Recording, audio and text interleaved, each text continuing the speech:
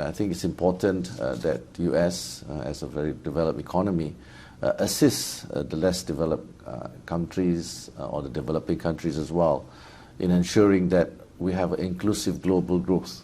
And IPEF hopefully addresses some of the concerns, so especially when you look at ESG, right? Talking about sustainability.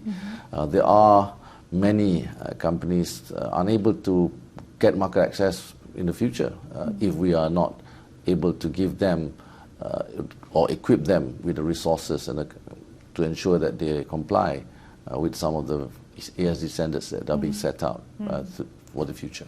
So you're saying that many of your small and medium-sized companies in your country need market access to, for example, the United States? Yes. In terms of capacity building, and some, of course, the LDC, less developed countries, probably need as well some monetary incentives or resources to ensure that some of the compliance that are required going forward are being met. But as you know, in Asia, in ASEAN especially, 99% of companies are small, medium enterprises, and they employ around 70% of the population. Well, from what the minister was saying, it seems developing countries like Malaysia want support from the United States in the form of market access and capacity building. Well, we've mentioned that IPEF is seen as a way for the U.S. to counter China's influence, but how do developing countries like Malaysia see the situation? Well, actually, some emerging economies in Asia, like Malaysia, are actually benefiting from the escalating trade tensions between the U.S. and China. Southeast Asia, especially, is seeing that more investments are coming to Southeast Asia. Malaysia, I think, is in the prime position, and we've seen that.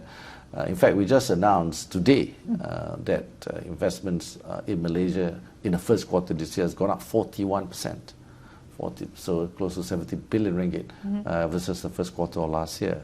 And this shows that in the short term, I think we are benefiting from this as we have a strong base on certain sector, and in fact tech sector is one of our key sector.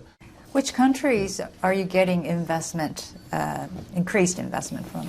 Recently, we are seeing a lot of investment from two major countries. Again, we just announced when we were in China, strong investment numbers that is coming from China. But we continue to see US as well. So like I said earlier, the top two biggest investors continue to be both US and China.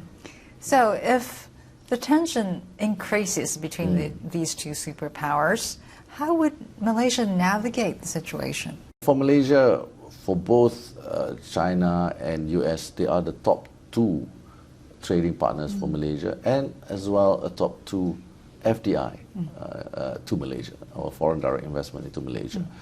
So Malaysia is very firm that we will continue to engage both US and China in the ways we have done many years. I was just in China a month ago, and as well as the US, right? Our team was in US over the weekend to negotiate the IPEF. So Malaysia continues its basically neutral stance, and we'll have to monitor this closely, right? Because again, I think in the long term, right, this will not be beneficial for global growth. So developing countries in Asia like Malaysia see both the U.S. and China as important to their own economic goals. That's right. After all, these two economies are the world's largest with huge markets, and both want developing countries to be in their camps. But, an economic framework without tariff cuts and market access may not be enough to do that.